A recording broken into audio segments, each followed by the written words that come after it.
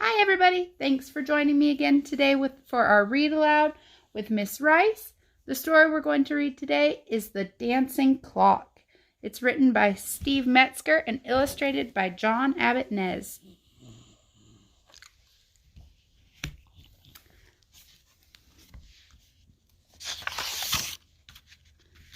The Dancing Clock. In New York City stands Central Park Zoo with all kinds of animals, visitors too. And right by its entrance each day people flock to gaze at a beautiful, magical clock. At every hour, yes, right on the dot, no matter whether it's windy or hot, two monkeys ring a shiny brass bell. Animals spin, the sound of chimes swell. I want you to pick out the rhyming words you heard on that page. Do the kids look like they're having fun? The hippo starts playing his fiddle with bow. The goat holds her bagpipes. She's ready to blow. The elephant's squeeze box goes out and then in, and that bear's tambourine, a marvelous din. That kangaroos play with such wonderful flair. Its mommy's a joey, that musical pair. The penguin is banging his drums very loud, and gathered below a mighty big crowd.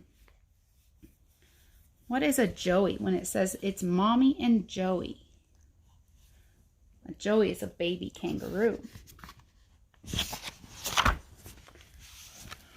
On a rock there sat Milo, a snow monkey who enjoyed a stupendous, spectacular view. He watched as the animals danced all around while listening to all of those musical sounds. "I love how they sound," he said with a grin. "I love how they dance. I want to join in."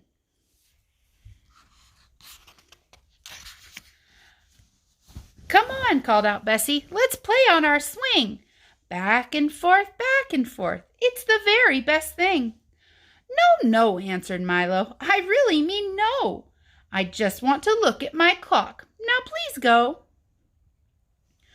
For 22 days, Milo's friends really tried. "He won't leave that spot. It's no use," Leon cried. "Let's go, fellow monkeys," Zach cried out to Gus. "He must love that silly old clock more than us." It actually happened the very next day. The zookeeper checked to see all was okay. As Milo was dreaming again of his clock, he glanced at the door and then noticed no lock. Oh my, what do you think he's going to do? He shot up a ladder and into a room with a bucket and mops, a sink and a broom. Out through a window he scampered and scurried. Onto a tree branch he hastily hurried. That Milo brave monkey, he gathered his will. He jumped and he landed upon a bright hill. "This hill is a bell," he exclaimed. "Yes, it's true. I'm here on my clock. Down there's the whole zoo."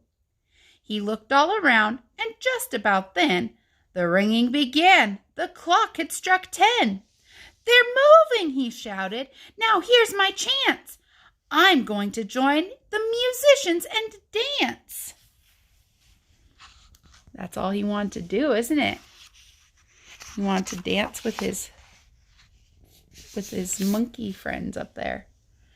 The people below didn't see him at all, except for a girl with a hat and a ball. She pointed and said, "There's a real monkey here." Then everyone saw him and started to cheer.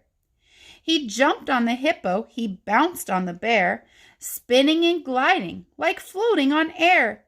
He banged on the drum when he was through, and happily danced with each kangaroo.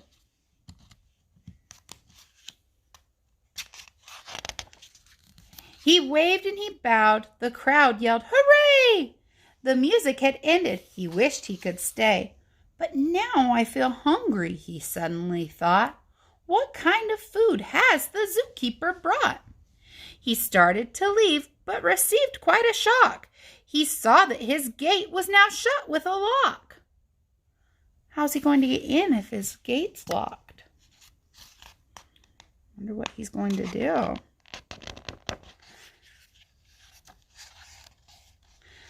Then Milo saw someone coming his way. It was the zookeeper carrying hay. Grabbing a nut, he knew not to chew it. He took careful aim, wound up, and then threw it.